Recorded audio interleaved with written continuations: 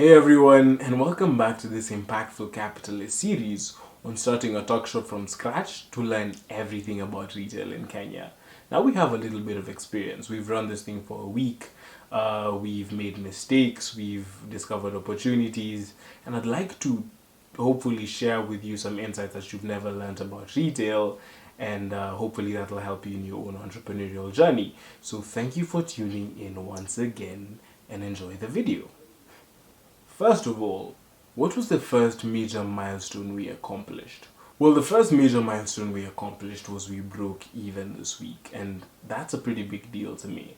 I think it seems like something insignificant to most people, but whenever you're new to any business, you're bound to make mistakes, you're bound to make losses for a while until you figure everything out and eventually make profits. And I think that in retail in particular, because profit margins are so small, it's really hard to break even, and it's even harder to be profitable. And breaking even meant that we could pay all our bills, we could pay wages, we could pay rent, we could pay utilities, and we didn't really have to go back into our own pockets to sustain the shop for the second week.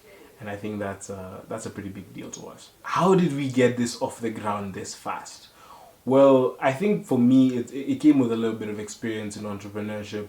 Initially, I used to be a strategist. I used to be an analytical person, take forever to make decisions and plan everything out and, have this sort of master plan approach to life. The more I've been in entrepreneurship, I've learned that you need to have a bias to action.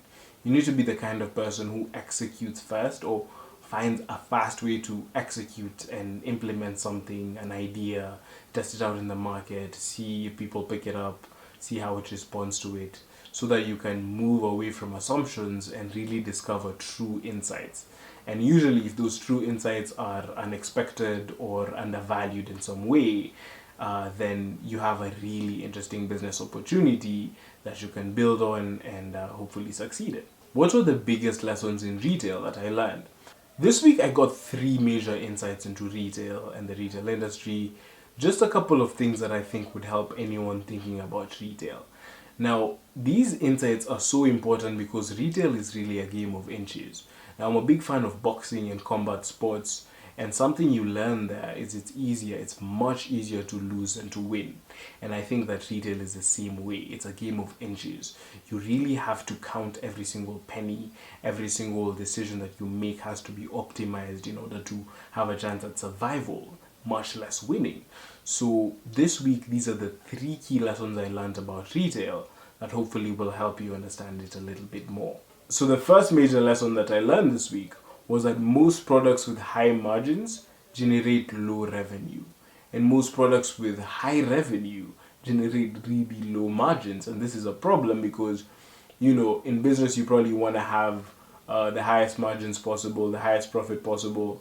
However, you need high revenue items because you're paying expenses. You have rent, you have utilities, you have wages, you have all these things. So if you're making 10 shillings, 20 shillings, 30 shillings in profit, even if you're doubling, tripling, or even quadrupling your money, it's generating such small revenue that unless you're selling that in massive volumes, it still doesn't make sense. You might still be at a loss. But larger items that generate smaller margins, you might get a 20%, 30%, 50% margin. They could generate more revenue. It could be 500 shillings or something. And that could be much more helpful in meeting your obligations as far as your expenses. So you really want to be smart about blending those categories and finding a really good balance between products that have high margins and low revenue, and the ones that have low revenue that have high revenue and low margins. Sorry, I hope you understand that. The second lesson I learned about retail is that retail is really about foot traffic. Now, if you go to a mall or supermarket, and I started reflecting on this just recently, there's a reason why they have such a huge selection of products. While you walk in, you're trying to buy one particular thing or a couple of particular things, but you're being exposed to the entire range of inventory, and eventually you might come in and buy something else. So they're essentially cross promoting products and services every single time you walk into the store. Now, on a smaller scale, this is why so many small retailers, tuck shops, or kiosks in Kenya, this is why they have M-Pesa shops. They have other services that they can mix in so that they can entice you to come in. Maybe you get an M-Pesa transaction and you want to buy another thing, and that's how they maximize their profit potential. And in retail, that's really what it's about. It's about having a variety of products and services that entice your customers, solve their problems in multiple ways, and get them to come in so that you can cross promote so many different other things and earn their loyalty. The third major lesson is all about merchandising. Now, what's merchandising? Merchandising is really the process of selecting what to sell and how much of it to stock and how to promote it. Now, that's such an important part of retail because you don't generate any sales unless people buy your product. So, if you're not able to sort of estimate demand that you might generate for a particular product, then you're losing profit potential. And in retail, because it's a game of inches and the profit margins are so small, then it really matters to have the right merchandise, to get merchandise that sells really well, that people appreciate more, because people vote with their money at the end of the day. They don't vote with their words. If you go out and say, would you like this product in the store? Somebody might say yes, but ultimately speaking, people vote with their money.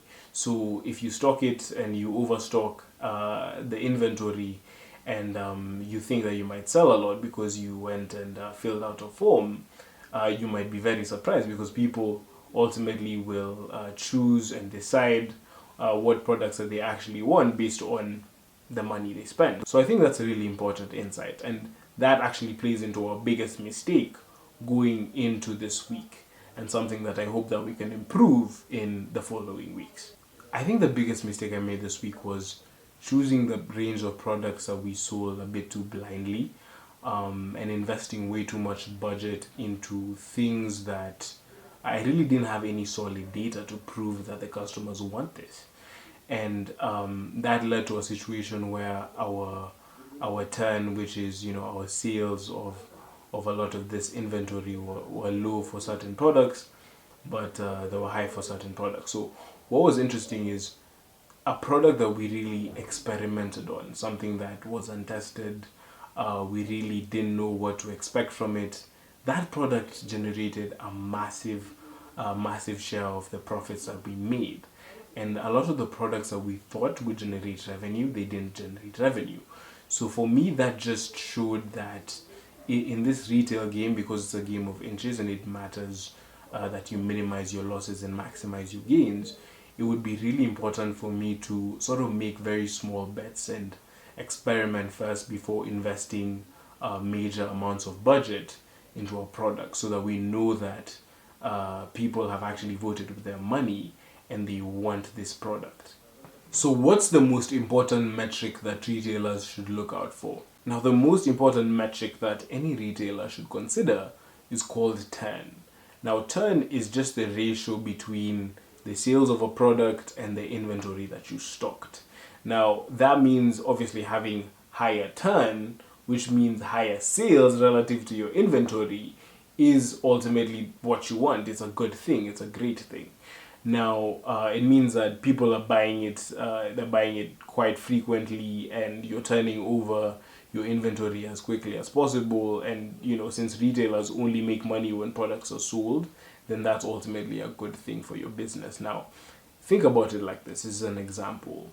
Now, if you bought 200 shillings worth of lollipops, and you only sold 100 shillings worth of those lollipops, then your turn essentially would just be 50%, it would be half. And if you sold more lollipops, then your turn would be higher and it would be a better thing for your store in terms of profitability, sustainability, and so on and so forth. So if you're getting into retail or you're already in retail, then just measure turn of every single product category. And if the turn isn't turning, then I think you probably should consider making certain changes and decisions on how you can promote things better, or just have a different approach to how you sell these things. You might have to take them out completely, but that's just business. It's all about learning. It's all about experiments. It's all about finding the things that work the best and maximizing those things. Because in business and in life in general, I think things really follow this thing called the power law. Now, the power law just means that 10% of things generally generate 90% of returns. Now, the power law is mostly applied in like investment, where 10% of investments will generally generate 90% of returns. If you're someone who follows the stock market, something like the S&P 500, 10% of the companies are worth basically most of the S&P 500, and those are like the top 500 companies in the world. So 10% of things, even 10% of your actions, 10% of your decisions will probably account for 90% of your return. So focus on the 10% that works. And that's really the core of 10 and the core of, all those other things we've talked about. What was your primary operational challenge? The main operational challenge to us was getting great primary data. I mean, we were really good with systems, my operator and I. We're good with systems, we're good with data, we're good at building these systems that can monitor our progress on a minute level. However, in reality, if you don't have, of course, the machines that they have, in the supermarket that, just measure barcodes and send everything off into the system, if you don't have that, when you're on a small budget like us, then it becomes a challenge sort of managing multiple sales and logging them into our database. And this is so important because understanding everything about your store on a minute level is a difference between loss and success in terms of retail, because those margins again are so small.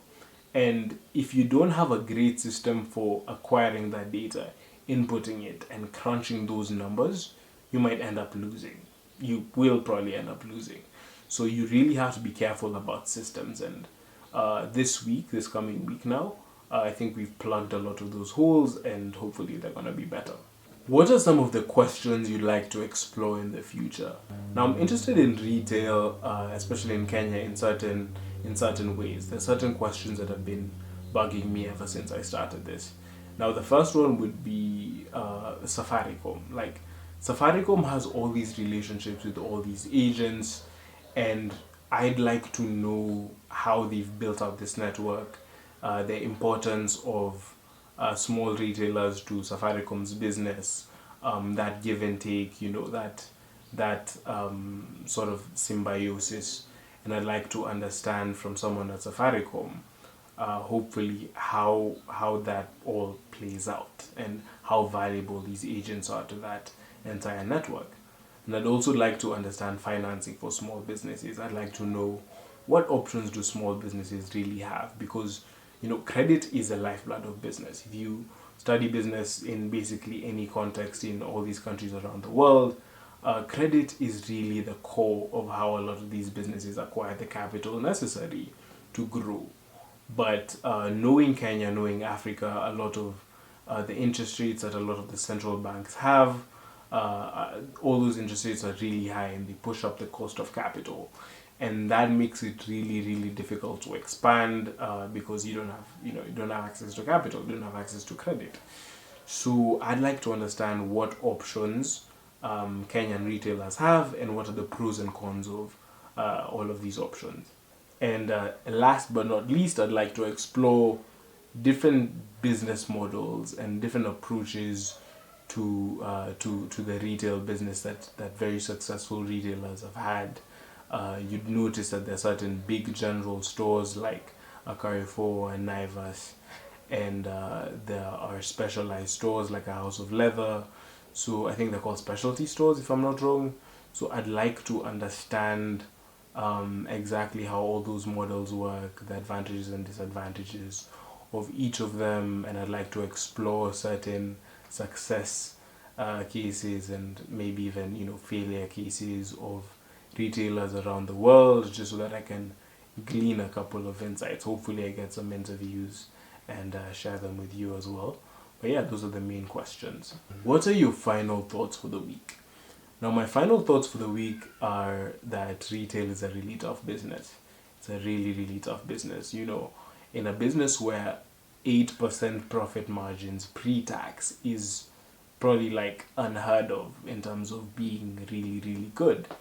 It means that you really have to be a very tough entrepreneur in order to take those challenges, in order to overcome them and eventually succeed in retail.